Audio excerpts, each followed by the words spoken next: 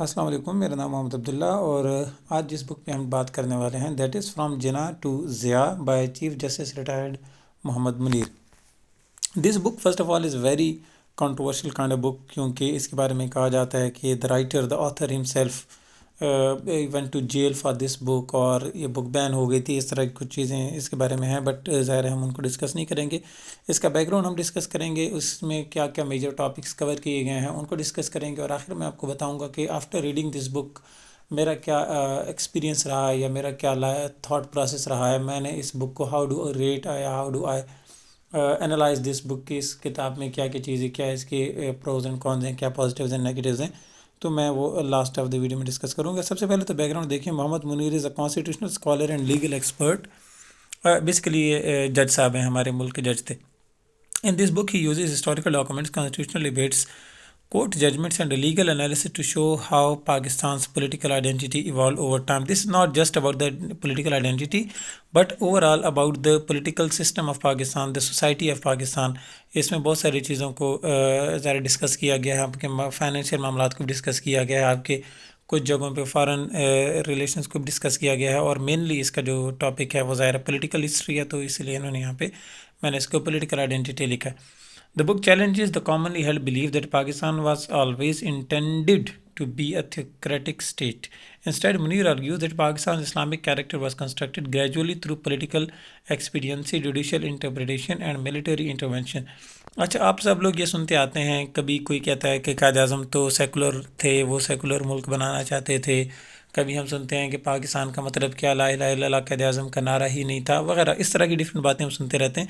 اور بیسیکلی جو جج صاحب ہیں، جو منیر صاحب ہیں، ہمارے جو آتھر، وہ اس گروپ آف تھاٹ سے، اس اسکول آف تھاٹ سے بلانگ کرتے ہیں جو یہ سمجھتے ہیں کہ پاکستان کو تھیوکریٹک اسٹیٹ بننا ہی نہیں چاہیے تھا، یا پاکستان تھیوکریٹک اسٹیٹ بننے والی ہی نہیں تھی. وہ اس چیز کو سپورٹ کرتے ہیں کہ ہم نے جو پاکستان کو اسلامی جریہ، اسلامی جمہوریہ کہا یا سم تھنگ لائک دیٹ، وہ اس پرٹیکولر پوائنٹ آف ویو کے اگینسٹ جاتے ہیں، اور وہ چیلنج کرتے ہیں بہت جگہوں پہ. آپ بہت ساری جگہوں پہ دیکھیں گے کہ جب آپ اس بک کو ریڈ کرتے ہیں کہ جج صاحب کا جو اپنا سٹانس ہے، ان کا جو اپنا ایک جھکاؤ ہے وہ کس طرف ہے، وہ بہت زیادہ جھکے ہوئے ہیں towards the secularism, towards the liberalism. وہ اپنے باتوں میں، اپنے آرگومنٹس میں بہت ویری لینتھی ڈبیٹ کریٹ کی ہے انہوں نے اس پرٹیکولر بک میں about the negative sides of the religious state, یا negative sides of the religious جو گورنمنٹس ہوتی ہیں، یا جو ایک اسلامک گورنمنٹ آپ اس کو کہہ سکتے ہیں. وہ اس چیز کے بڑا سختی سے خلاف جاتے ہیں.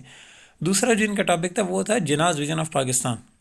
یہ پہلا اس بک کا چیپٹر، یا آپ اس بک کا ٹاپک کہہ لیں کہ one of the central arguments of the book is related to Jinnah's conception of Pakistan. According to Munir, Jinnah envisioned Pakistan as a constitutional democracy where religion would remain a personal matter, not a tool to governance یا of governance. آپ سب کو یہ بات پتہ ہے کہ 1947 سے پہلے جب پاکستان موومنٹ چل رہی تھی، تو basically the movement as a whole, the movement itself was based on the religious differences between the Hindus and the Muslims. It was not something based on area, something based on language, something based on history, culture, anything else. No.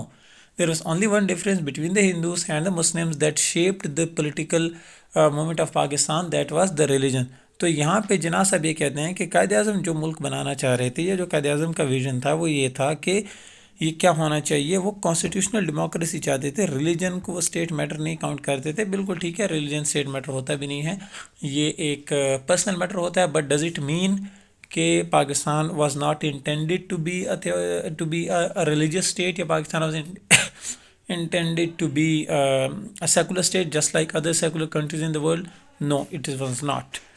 Munir supports this argument by citing Jinnah's speeches, particularly the famous 11th August 1947, جہاں پہ وہ کہتے ہیں کہ you are free to go to your temples and all this. وہ ظاہر سی بات ہے مائنورٹی سے ریگارڈنگ اسپیچ ہے، اس اسپیچ کا کوئی لینا دینا نہیں ہے. That has nothing to do with Pakistan being a theocratic اور secular state. But anyways, اچھا، ایک ڈسکلیمر کے طور پہ جو منیر صاحب ہیں، منیر صاحب was one of the members of Pakistan movement آپ کہہ سکتے ہیں، یا ہی was one of the most prominent people at the time جب یہ ساری چیزیں انفولڈ ہو رہی تھیں. یعنی وہ مختلف مشنز کا حصہ بھی رہے، وہ سرل ریڈ کلف ایوارڈ جو تھا اس کا بھی حصہ رہے، اور بہت سارے اور گورنمنٹ، یعنی برٹش انڈیا میں بھی برٹش گورنمنٹ کا وہ پارٹ رہ چکے ہیں. تو وہ بہت ساری انٹرنل چیزیں بھی اپنی اس بک میں لے کر آتے ہیں.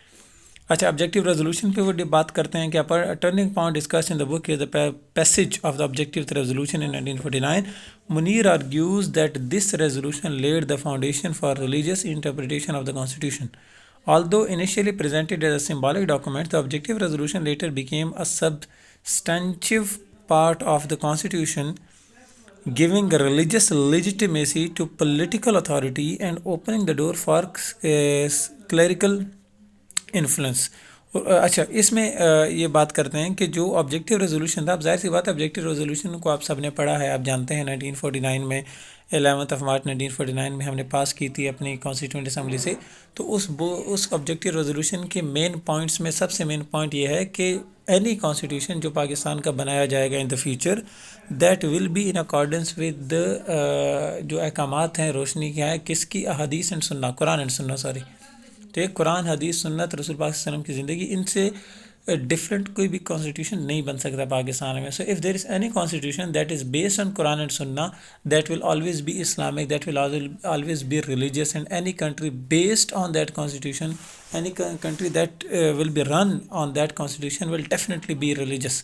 لیکن یہاں پر منیر صاحب کہتے ہیں کہ آبجیکٹیو ریزولوشن کو اتنی امپورٹنس نہیں دینی چاہیے تھی، بیکاز وہ ایک آنرری قسم کا یا وہ ایک سمبولک قسم کا ایک آپ کہہ لیں کہ ڈاکومنٹ تھا، اس کو زیادہ نہیں کرنا چاہیے تھا ہمیں. پھر وہ کہتے ہیں کہ رول آف جوڈیشری کیا ہونا چاہیے. A major strength of Jinnah from Jinnah to Zia is its analysis of the judiciary's role. Munir critically examines landmark cases including مولوی تمیز الدین کیس، جس کی خود جج بھی رہ چکے ہیں، مولوی تمیز الدین کیس، نظریہ ضرورت بڑا فیمس کیس ہے، ڈاکٹرائن آف نیسیسٹی، اسی کو نظریہ ضرورت جو میں کہہ رہا تھا. He argues that the judiciary repeatedly legitimized unconstitutional actions, especially military coups, which severely damage democratic development. Yes, اگر آپ لوگ یہ تھوڑی کنٹروورشل بات میں کرنے والا ہوں، پاکستان میں آج تک کی جتنی خرابیاں ہیں ان کا اگر آپ جو قصور ہے، جو جرائم ہیں وہ ڈیوائڈ کرنا شروع کریں گے تو military stands on the first point, secondly the judiciary, and thirdly comes the political elite یا the politicians of the Pakistan. Judiciary کا بہت بڑا رول ہے پاکستان کو خراب کرنے میں. From 1947 to this day of the recording, جو میں ویڈیو اپلوڈ کروں گا اس دن تک، پاکستان کی خرابت میں judiciary is one of the major players. تو اس کے بارے میں ہم بات کرتے ہیں. Military role and Islamization. The book gives special attention to General Zia ul Haq's regime which marked the most aggressive phase of Islamization. Munir explains how yes Zia ul-Haq کے اگینسٹ پوری دنیا بولتی ہے، پورا پاکستان بولتا ہے، اور منیر صاحب بھی himself being a kind of a liberal، تو انہوں نے تو ویسی اسلامائزیشن پالیسی کو رگڑا دینا تھا بک میں، تو انہوں نے دیا. وہ ایکسپلین کرتے ہیں کہ حدود آرڈیننس کیسے انٹروڈیوس ہوا، شریعہ کورٹس کیسے امپاور کی گئیں، religion was use to legitimise authoritarian rule. یہ بات کچھ حد تک ٹھیک بھی ہے کہ ضیاء الحق نے اپنے جو ڈکٹیٹرشپ ہے یا ملٹری رول تھا اس کو اسٹرینتھن کرنے کے لیے ہی used religion on a very very large scale. But اس سارے معاملے میں ریلیجن کا کوئی قصور نہیں ہوتا، اس سارے معاملے میں جو ریلیجن کو یوز کر رہے ہیں ان کا قصور ہوتا ہے. یہ بات یاد رکھیے گا.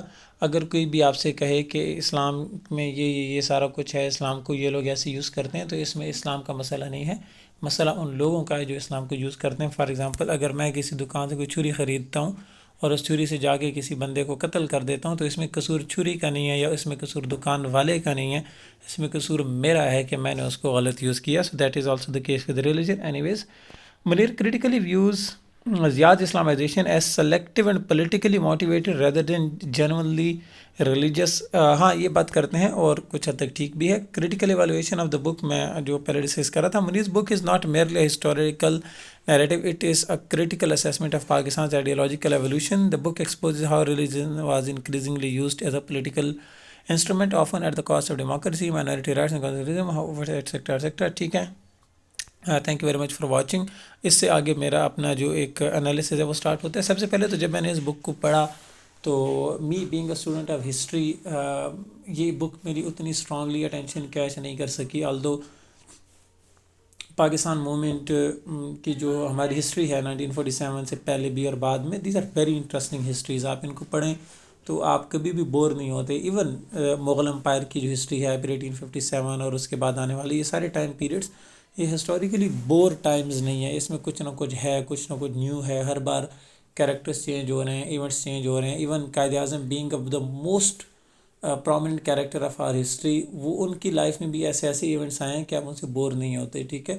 لیکن this book failed to catch my attention. میں نے بہت آپ سمجھیں کہ اسٹرگل کرنے کے بعد بک کو ریڈ کیا، اور this is one of the reason کہ یہ ویڈیو بھی لیٹ ہوگی. اینی ویز دوسرا، you should read this book if you have a very strong mindset regarding you being a religious person اور یو بینگ اے لبرل اور secular person. اگر آپ ایک ریلیجیس پرسن ہیں یا سیکولر پرسن ہیں، اس بات کا آپ کو خود بھی نہیں پتہ، یا آپ اسکیپٹیکل ہیں اس سے ریگارڈنگ، یا آپ سوچتے ہیں کہ یار ہاں یہ بھی ٹھیک کہہ رہے ہیں، یہ بھی ٹھیک کہہ رہے ہیں، تو پھر یہ بک ہو سکتا ہے آپ کو ریلیجیس اپنے روٹس سے کھینچ کے سیکولرزم کی طرف لے جائے، یا ایٹ لیسٹ ظاہر ہے یہ پھر سیکولرزم کے فائدے یا نقصانات یا ریلیجن کے فائدے نقصانات کی بک نہیں ہے، بٹ اس میں چیزوں کو اس طرح ڈسکس کیا گیا ہے، ہسٹوریکلی ہمارے موومنٹس کو، ہسٹوریکل چیزوں کو ایسے ڈسکس کیا گیا ہے، اور کچھ جگہوں پہ قرآن سے ریگارڈنگ اور ریلیجن سے ریگارڈنگ ایسے چیپٹر بیچ میں ایڈ کیے گئے ہیں کہ جب آپ ان کو پڑھتے ہیں یو فیل لائک کہ ہاں اگر پاکستان سیکولر ملک ہو یا ہوتا تو بھی اچھا ہوتا، ابھی جیسا ہے ویسا ٹھیک نہیں ہے، اس کو ایسا نہیں ہونا چاہیے وغیرہ وغیرہ.